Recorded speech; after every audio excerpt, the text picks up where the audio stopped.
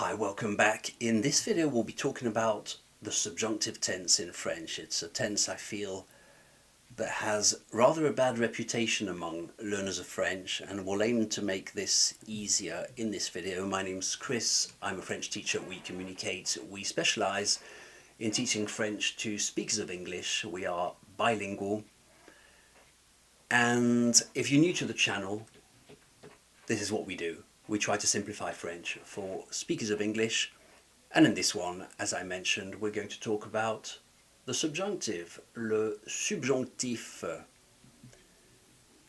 And I'd like to dedicate this video, by the way, to Google, of all people, who have consistently gone above and beyond to try and hide my website, wecommunicate.com, on page 2 million of the search results. So when you look for French lessons anywhere, you're sure, absolutely sure, never to find me, because I'm not a trustworthy source of French. So thanks to Google, and let's get into the subjunctive. What is the subjunctive? Well, it's a type of tense. In English, tenses are not that big a part of the curriculum for several reasons that we won't get into now. But in French, because French is a conjugation-based language, it's a lot more important than in English, which is why it can seem a bit foreign to learners of French. In simple terms, conjugation is simply the act of verbs changing according to tenses. Between I swim and I swam, obviously I swim is now, I'm swimming, I swim every Wednesday.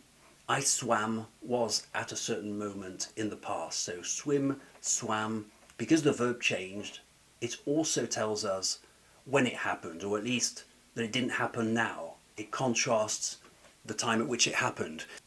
Verbs in English and in French, like swimming, walking, doing any sort of action, have a timestamp on them. And it's the only word that does that.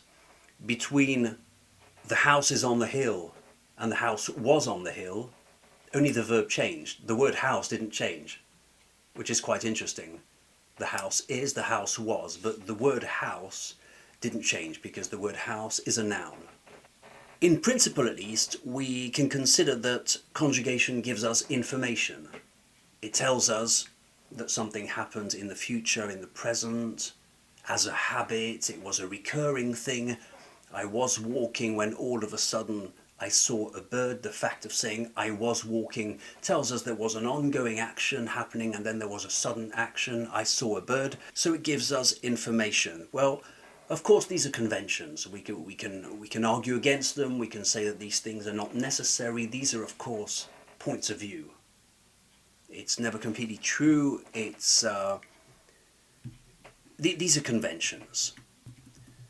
We can argue, of course, that conjugation isn't necessary. Certain languages don't have tenses, or at least a system of conjugation that's as developed as the French ones. For example, Russian, I think, largely doesn't have articles, so you can say I like car because they consider that the fact of saying the car isn't necessary. I've spoken to Russians before who said, why would I say the car? I like car. It's obvious that I mean the car. I like car. Similarly, English can say courage is admirable. French can't do that. Le courage est admirable. You always have to define things in French. So these are conventions between languages. Conjugation answers to the same rules. So in principle at least, it gives us information about when things are happening.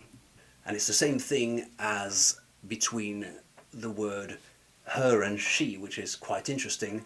You can't say her is my sister, and you can't say the present is for she. But it's the same word. Her and she is essentially the same word. But it does work for you. You are my sister, and the present is for you. These are all conventions.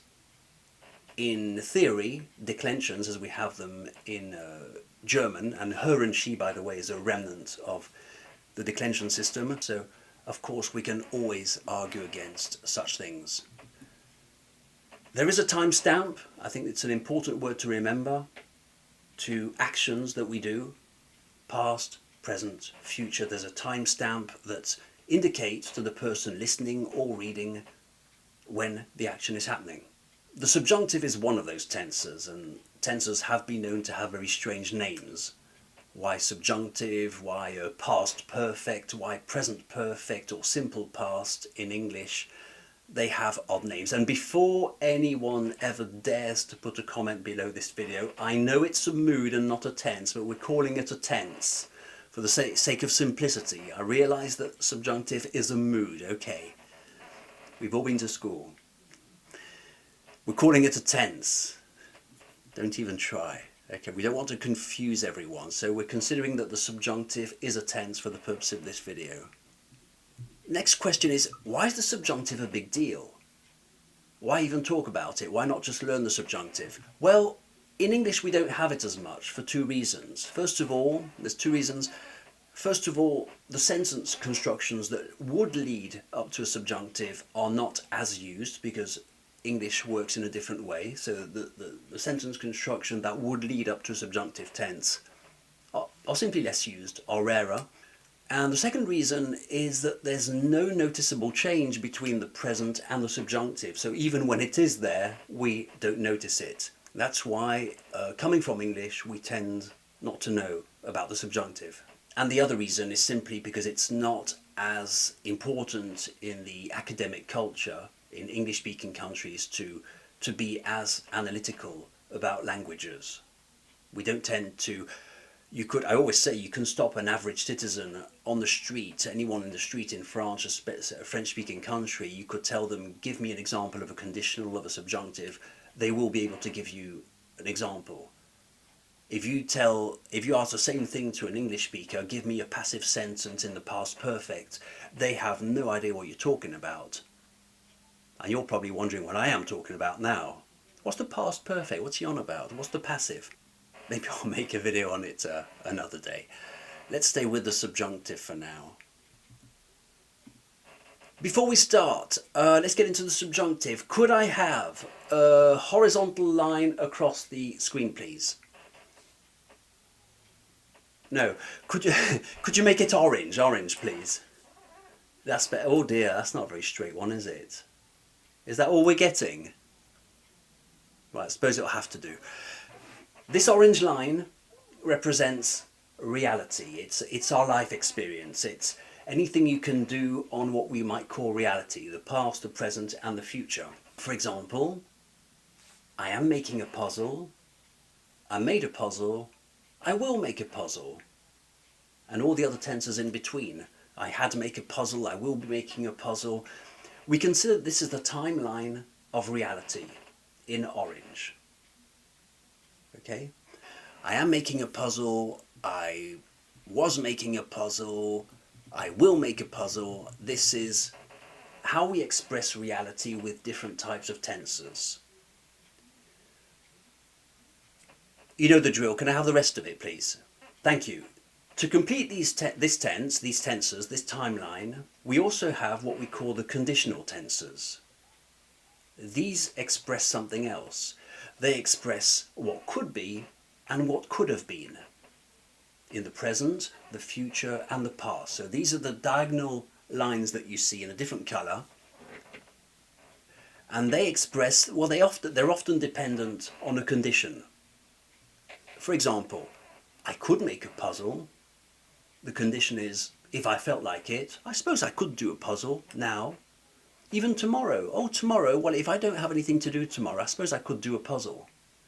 It's the conditional. It's not the same timeline. And in a past that never happened, I could have done a puzzle, but I didn't. You see? So we have different tenses to express different life experiences, if you will, different realities. There's a huge difference between I made a puzzle, I am making a puzzle, I will make a puzzle, and then you go to the horizontal lines. I could make a puzzle, or I would make a puzzle, and I could have made a puzzle. That's the past conditional. I could have made a puzzle.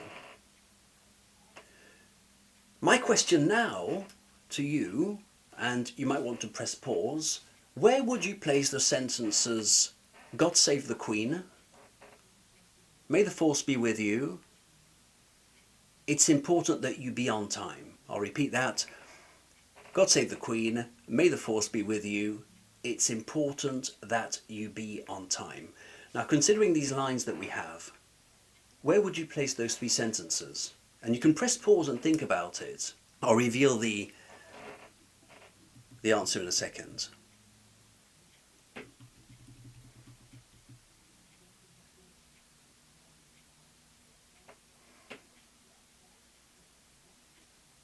Have you been thinking about it? I hope you have.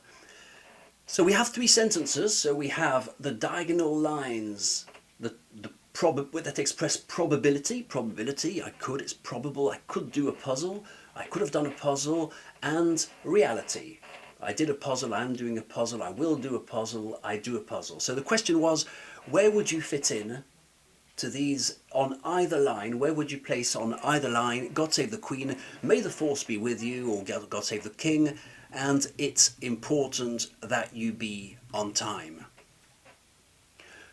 The answer is nowhere. It doesn't fit on any of those lines, because it's a different tense, if you will, and some call it a mood. It doesn't fit on any of these lines, and that is the subjunctive. And we tend not to have it that much in English, and I'll go back to what I said a second ago. The sentence construction, it is important that you be on time, isn't as used. We rather say be on time. We don't say it is necessary that you clean your room. We just say clean your room. But when we start to use that same sentence construction with he and she, then the subjunctive is noticeable in English. It is necessary that he clean his room. We don't say it's necessary that he cleans his room. It is necessary that she drive her car carefully. It is necessary that she drive her car carefully. This sentence sounds a bit, this types of sentence sounds a bit odd in English, but it's very much used in French. That's one of the main differences why we tend not to know about the subjunctive in English. And the second reason is, as we saw, the second we use that type of sentence with he, she, no, he, you, we, they, we don't see a difference. So I drive my car, it is necessary that I drive my car, there's no difference. But he drives his car, it is necessary that he drive his car. We do notice a difference. Same thing as he is on time, which is the horizontal line of reality. He is on time. It is important that he be on time. That's not reality anymore. When I say it's important that he be on time, it is crucial that he be on time. We're no longer in reality, and this is the subjunctive. I like to say that the lines of the subjunctive are horizontal, above and below. So it's an ideal reality up here and a less than ideal reality down there. So two different lines. Think of sort of heaven and hell, if you want. We have reality, we have a probability, and now we have ideal reality and less than ideal reality. That's a good starting point to understanding the subjunctive. If I say it's important that he be on time, what I'm saying is, in an ideal world, all the way up here, in the sky, in heaven, all the way up here, it's important that he be on time. I'm speaking about an ideal reality. You see? If I say, God save the Queen, I'm also speaking about an ideal reality. In an ideal world, the Queen or the King is saved or safe. And if I say, may the force be with you, it means, in an ideal world, I hope you have the force with you. But we're not in the middle line. We're not on the line of reality. Okay? That's a good starting point to understanding the logic of the subjunctive in French. I think that so far we've established that the subjunctive is a different tense, and it's a different way of expressing life, or the human experience, if you like. There's two ways we could define these types of sentences, the subjunctive. It could be a comment, Or it could be the expression of an ideal situation. In the case of God Save the Queen, in the case of it's important that you be on time. So it could be a comment or an ideal situation. This is how we could describe the subjunctive. I'd like to express this now by a few simple examples in English. Mark is sitting on a bench. Now obviously this is reality. It's the middle line. It's the first line we saw, the orange line. Mark is sitting on a bench. It just so happened it's in the present tense. Mark was sitting on a bench. Mark is sitting on the bench. Mark will sit on the bench. This is the line of reality. As soon as I take this sentence, Mark is sitting on a bench, and embed it into a comment, it can't stay Mark is sitting on a bench. What I mean is, if I say it is strange that Mark is sitting on a bench, it's odd, isn't it? It's strange that Mark is sitting on a bench. It doesn't really work. Because it's a comment, so therefore we're in the subjunctive. So what I should be saying is, it is strange that Mark be sitting on a bench. It is strange that Mark be sitting on a bench. And the comment is, it is strange that. As soon as you have these types of sentences, you have to follow it by a subjunctive. In French, it's c'est étrange que Marc soit assis sur le banc. If it's reality, it's Marc est assis sur le banc. He's actually sitting in reality on the bench.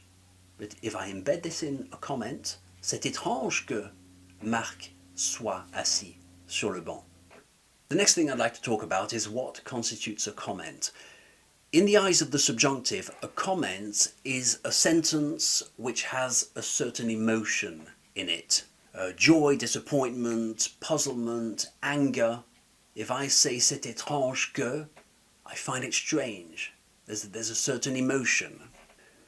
We could say it's great that, it's sad that, it's strange that, I am angry that you be late. So we're essentially looking at a situation, for example, Mark is sitting on a bench, and adding our own comment on how we are perceiving this. And this causes the subjunctive to happen. We can also do this with verbs of emotion. For example, I like that, I hate that, I love that, I regret that, I want that, I desire that. A few examples in French. I like that everything be clean. It's an emotion. J'aime que tout soit propre. If I were speaking about reality, oh look, everything's clean. That's a different timeline. Tout est propre, everything is clean. But when I say I like that everything be clean, we're in the subjunctive here, and once more we're talking about an ideal world, if you want.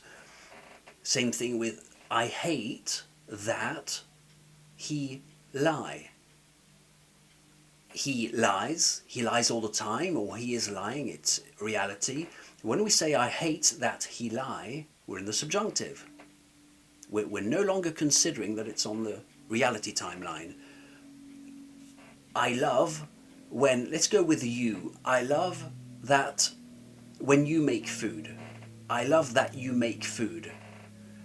It's not shocking, and we don't quite see where the subjunctive is, because in this case there's no difference between you make food, reality, and I love that you make food. But in a sense it is a subjunctive, we just can't see it or hear it. In French you can. J'aime que tu fasses à manger. If it was simply the present tense, reality, tu fais à manger, you're making food. J'aime que tu fasses à manger. The ideal world. Number 4, I regret that you are leaving, or that he leave. I regret that he leave, or she leave. Je regrette que tu partes. If it was reality, tu pars, you are leaving. But I regret that you leave, or I regret that he leave. Number 5, I want that you sleep. It sounds a bit odd in English. Je veux que tu dormes. Tu dors. You are sleeping. I want that you sleep. Je veux que tu dormes. And I desire that you know the truth. Je désire que tu saches la vérité. So as soon as we embed a sentence that could describe reality potentially, but we embed it into a comment or an emotion, it becomes the subjunctive. Each of these verbs that we saw contain a degree of emotion, whether it's wanting, adoring, hating, and by contrast, they're different from a verb such as seeing. The act of seeing is not emotional. An example might be, I see that you are busy.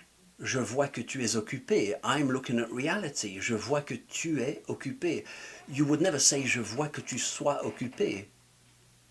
First of all, it's not a comment, and there's no emotion. I see, in reality, that you are busy. Je vois que tu es occupé. And that's why there's no subjunctive in this case. Hopefully now you have a better idea of what the subjunctive does, and we can have a look at a few verbs and see how they react to it. Do you remember the number 11 I spoke about at the beginning of the video? 11.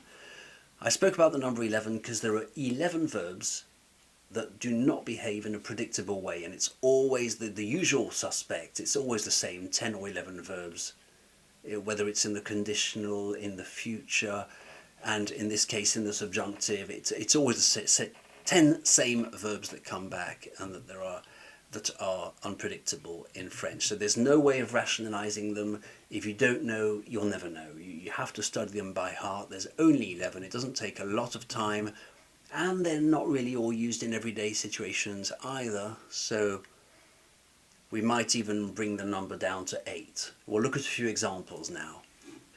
In the last part of this video, what I'll be doing is we'll be looking at the 11 verbs that are unpredictable, and we'll try to build some realistic sentences and show you how the subjunctive works in French.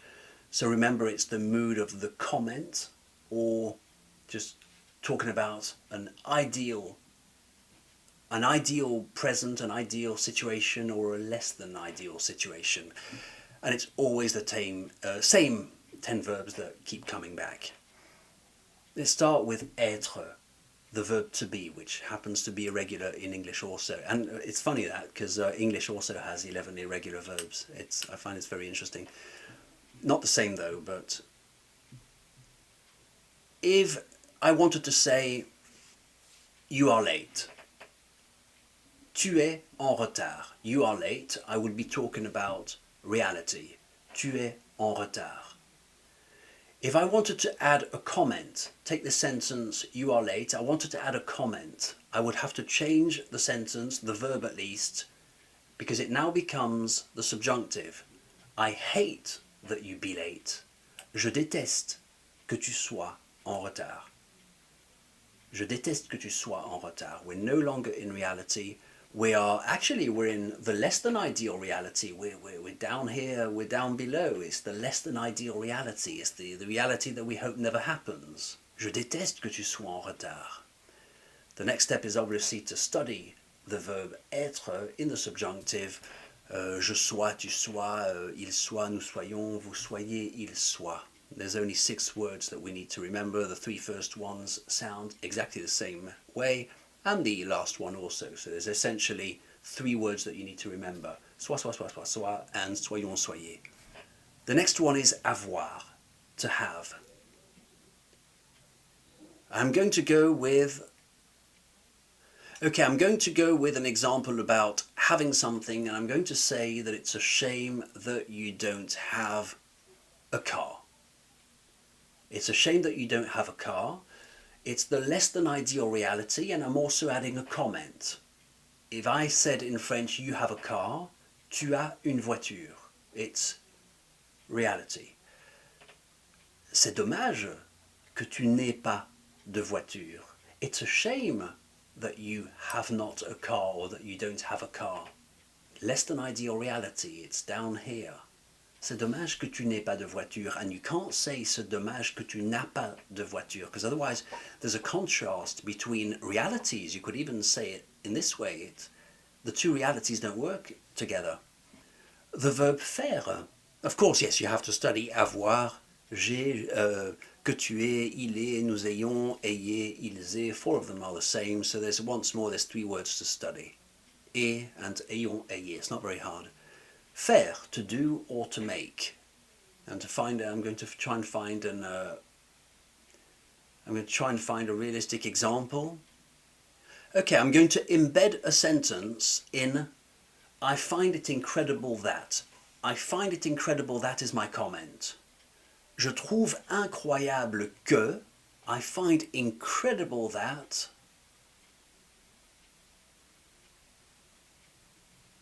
you do 10 kilometers on foot every day. I find it incredible that you do 10 kilometers on foot every day. If this was reality and I was observing the situation, I would say, tu fais 10 kilomètres à pied tous les jours. You do 10 kilometers on foot every day. But once I'm embedding this in a comment, it can't stay the present tense. Je trouve incroyable que, that's my comment, je trouve incroyable que tu fasses 10 kilomètres à pied tous les jours. Ou par jour. Je trouve incroyable que tu fasses 10 kilomètres à pied tous les jours. And you could even use an emotional verb. J'aime que. J'adore que. I love that you do 10 kilometers on foot every day. I hate that you do 10 kilometers on foot every day. But you can't say, I know that you do 10 kilometers on foot every day. Why? Why can't we say, je sais que, I have knowledge of the fact that you do 10 kilometers on foot every day? Why is it not a subjunctive? Well, it's not really a comment, and it's not an emotion either. Knowing is not an emotion. Je sais que tu fais. I know that you do 10 kilometers on foot every day. Je sais que tu fais 10 kilomètres par jour, à pied. You can't say, je sais que tu fasses. It means nothing at all. It makes no sense. So knowing, seeing, hearing, these are not emotional verbs. So the next step, of course, you have to study je fasse, fasse, fasse, fassion, fassiez, fasse. This is not the purpose of this video here. Verb number 4 is vouloir, to want. I could say, it is strange that she wants to come with us, for example. It's strange that she wants to come with us. C'est étrange qu'elle veuille venir avec nous. Elle veut venir avec nous is reality. She wants to come with us. That's the present tense. But it is strange that she wants to come with us. C'est étrange qu'elle veuille venir avec nous. I'm adding a comment. It could also be seen as an emotion. I'm embedding the sentence into an emotion. It's strange that I'm feeling strangeness. It's strange that she wants to come with us. Of course, you have to study the conjugation. Pouvoir now. Voilà, pouvoir. We're going to embed it in il faudrait que. Voilà, we're going to use this one. Pouvoir means can, the action of can. Contrary to English, these verbs, these modal verbs, have 4 conjugations in French. Can, pouvoir. It would be necessary that you have the ability to call me. It would be necessary, il faudrait que, this is of course, this is a bit advanced French, but il faudrait que tu puisses m'appeler. It would be necessary that you be able to call me. If you are able to call me in reality, tu es capable de m'appeler. You are capable of calling me. You're capable of calling me. But if I'm embedding this in a comment, a wish, an ideal reality, because in ideal reality, you are able to call me. I'm talking about this ideal reality. I'm not talking about the horizontal line. Il faudrait que, it would be necessary that, you be able to call me. Il faudrait que tu puisses m'appeler. I'll try to find a second example with pouvoir. Okay, I'm going to say, it is great that you are able to work here with me. It is great that you are able to work here with me. You can work here with me as a real situation, where in reality, tu peux travailler avec moi. Tu peux travailler ici avec moi. That's, or tu pouvais, you could work here with me. You will be able to work with me.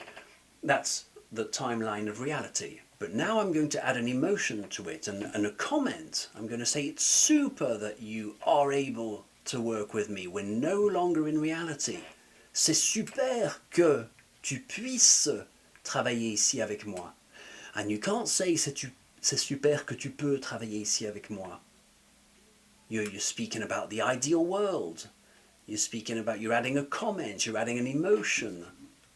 Okay?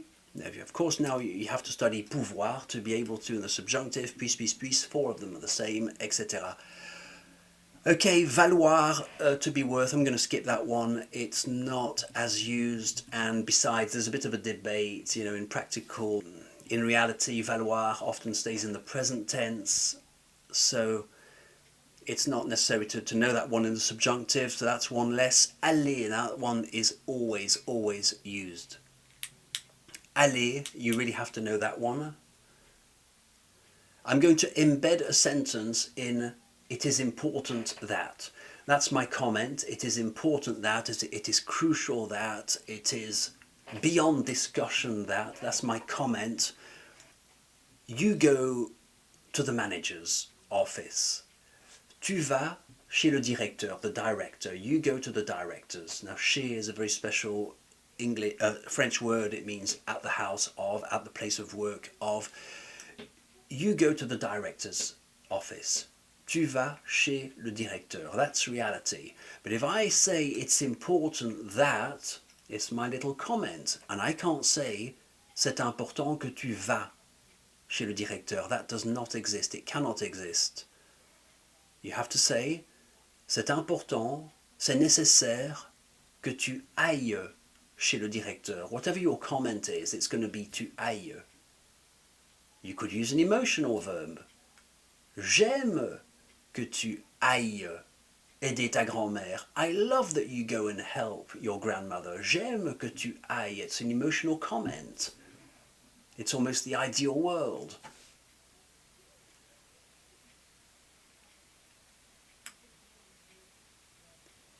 I could even say, I find it suspicious that you go